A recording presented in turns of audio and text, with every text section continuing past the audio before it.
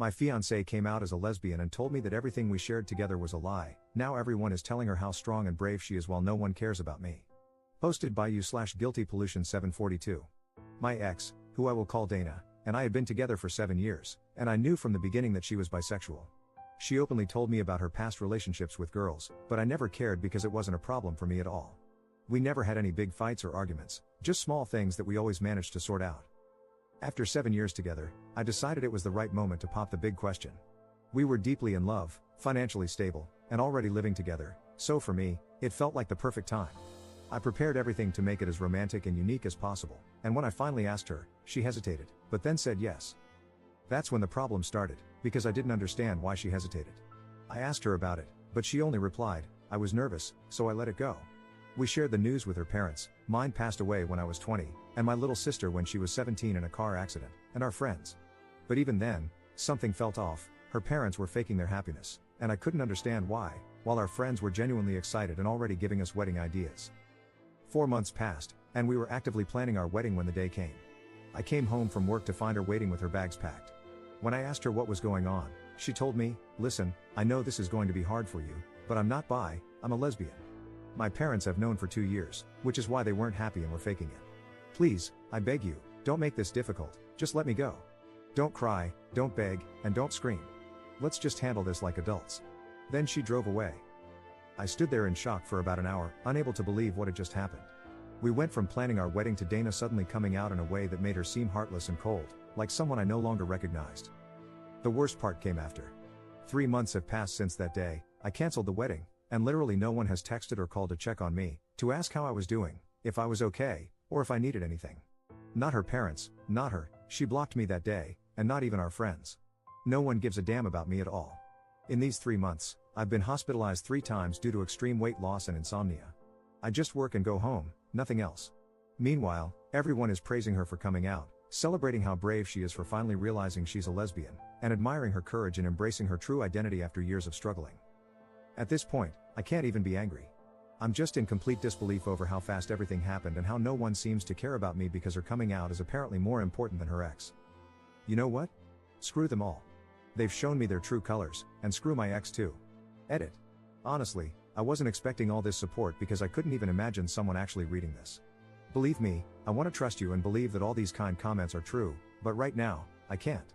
I just saw everyone who was supposed to love and care about me ignoring me and ghosting me, so I lost hope in people, especially strangers on the internet.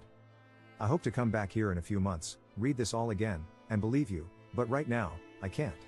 You all seem like good people and sincere, but believe me, no matter how much I want to trust you, I simply can't right now. Still, I want to thank you all anyway. I'm not okay. The 3 times I was hospitalized, I tried to unalive myself, but I'm not even good at doing that. For 3 months, I kept thinking over and over again, was I the problem? What could I have done better?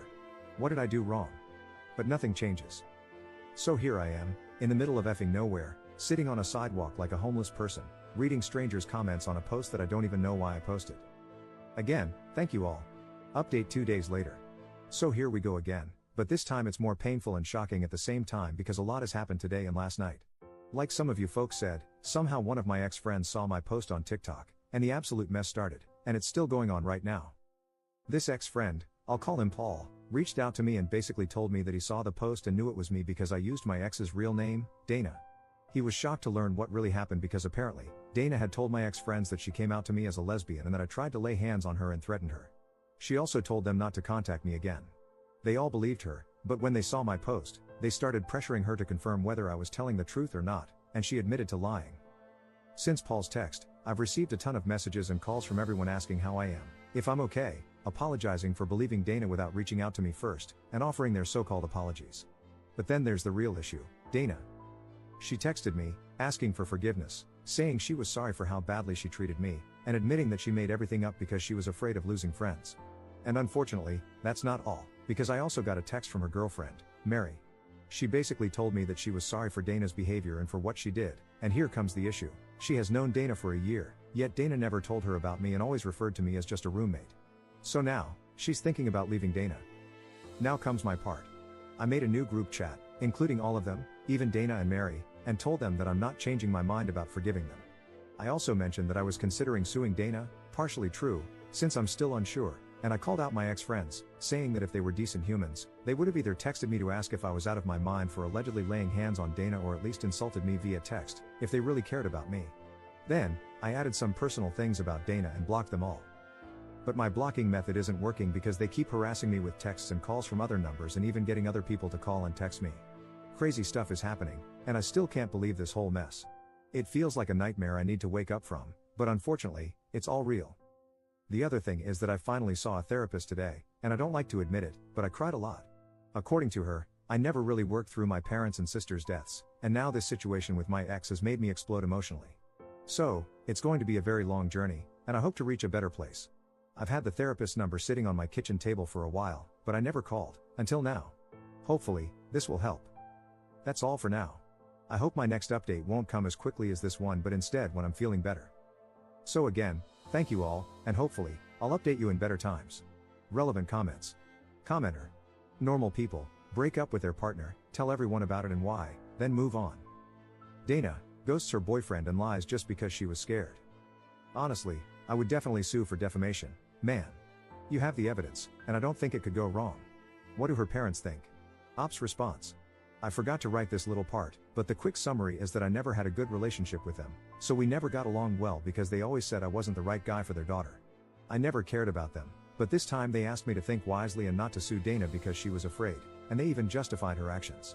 That's all, and in fact, I wasn't surprised by their reaction to the news of marrying her. Second update 1 month later.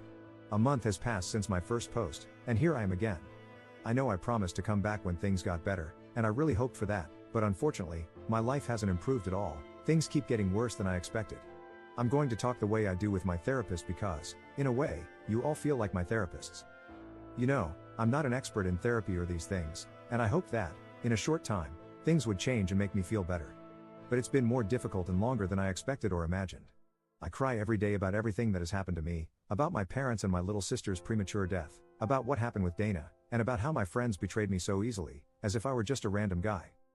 The worst part is Dana. After my parents' death, I put all my attention and importance on her.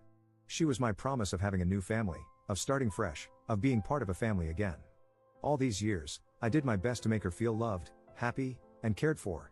What might not come across from my previous posts is how much I loved her and how deeply I cared for her because Dana was the only person in this world who knew me 100%. She was truly my soft spot. After retiring from the army, she was the one who saw the real me after years of risking my life. I still have some trauma, but I'm working on that too. And then I met Dana, and it was love at first sight.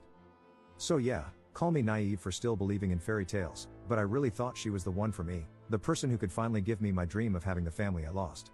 The hardest and most painful thing this past month was finally changing my number and starting over. I thought about calling her, texting her, or even seeing her again so many times because, despite everything, I still, somehow, care about her and love her. But then I remember how poorly and cruelly she treated me, and I changed my mind. Still, her presence lingers in my thoughts. I miss the little things we used to do together. I miss Dana being messy and a little goofy around me and in my house. I miss her touch. Coming home from work and just seeing her made all my stress and bad emotions disappear in an instant. But aside from all that, a few good things happened this month. I got the promotion I had been working so hard for, even if it came at the worst moment of my life. My boss gave me 3 weeks of forced vacation because he's worried about my mental health and how I've been working day and night without doing anything else. My therapist also told me to take a few weeks off to clarify my thoughts. I'm also looking for another house near my work because my current home isn't a positive environment, in my therapist's words, and because I need a drastic change. So that's where things stand. Unfortunately, I still have suicidal thoughts, but I'm working on it, even though I know it will take time. That's everything.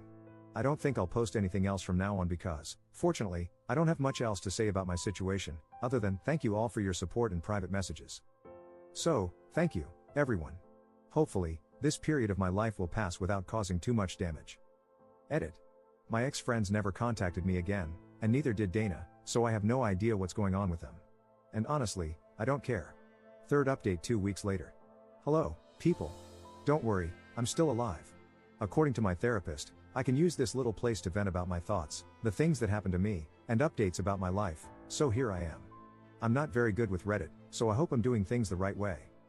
Like I said in the title, yesterday I had a strange meeting with Mary, and it turned out better than I expected. I was at a bar in my city, waiting in line to order when Mary recognized me, and we started talking. I offered her a cup of coffee, and we chatted a bit about our lives, how things are going, and all that stuff. I must admit she seems like a sweet and kind girl. She immediately asked me if I was mad at her for what happened with Dana, but I assured her that she wasn't the problem at all because she didn't know about me as Dana's ex-boyfriend. Mary said I seemed much better now compared to almost 2 months ago, and she was happy for me. According to Mary, the day I made the group and blocked them all, she and Dana argued a lot and eventually broke up. She told me again that she was extremely sorry for how everything happened and that if she had known earlier, she would never have dated Dana because she has certain values. We chatted for about 2 hours and got to know each other better. Afterward, we exchanged numbers, and she told me that if I ever needed to talk, vent, or just rant about something, she would be there for me. I really appreciated that, and then I headed home. It was honestly a nice meeting, and I wouldn't have bet a cent on it, but it's nice to be wrong sometimes. Aside from that, my life seems to be returning to normal over the past few days. I haven't had suicidal thoughts in 2 weeks, which is a great achievement for me, and my mental health is finally improving. In 3 days, I'll be in Japan for a 3-week vacation, and I hope to continue progressing with my mental health, so we'll see. That's all. I never told anyone my name before, but I'm Clark. Peace, and thank you all for your DMs. I'm starting to believe in and appreciate your support. 4th update 8 months 2 weeks later. Hey people, it's still me, Clark. I know that I disappeared for months, but something big happened that made me think a lot about what to do, how to react to this, and all that stuff. First of all, I don't see my therapist anymore, and I thanked her for what she did for me because she really helped me. And now, the big news, unfortunately, isn't good news. I have cancer. To be completely honest, I should have noticed it earlier because many things were off, but I always blamed stress, what was happening, my personal issues, and all that stuff. But unfortunately, it wasn't stress. Now, before anyone says it, yes, I'm sure it's cancer. I had 3 different tests in 3 different hospitals, and they all came back the same. But you know what? It's fine. It's one of those curable cancers, but here's the thing that kept me thinking a lot. I made a promise on my family's grave, and I have every intention of keeping it. No matter how insane or nonsensical it may seem to you, to me, it makes a lot of sense. So, the thing is this, I'm not going to cure it. I'm just happy to have lived my life. I had incredible ups and incredible downs, but it's okay. It's life. No one ever told me that life was easy or a fairy tale, and we have to accept it and endure it to live our lives as we want. I tried to do that, and between the ups and downs, I'm happy with my life. I met incredible people, I saw how strangers on the internet can really help you. I mean you guys on Reddit, I had my dream job, I had my dog, and I traveled a lot. But everything comes to an end, as it should. I wasn't expecting to have such a short life to live, but it's okay. I take things as they are. So, just this, I made a promise on my family's grave that I will reach them, and I'm going to keep my promise. So, folks of Reddit, you made a stranger's life a bit better, and I will always and forever keep you all in my mind and my heart. I wouldn't have bet a cent on it, sincerely, but it's awesome to be wrong in these cases. So, thank you all. I hope you all have the best life, see the world, love like never before, enjoy everything this world can offer you, and remember this, you all made a stranger's life better. Love you all, and enjoy your life to the fullest. Thanks, Clark.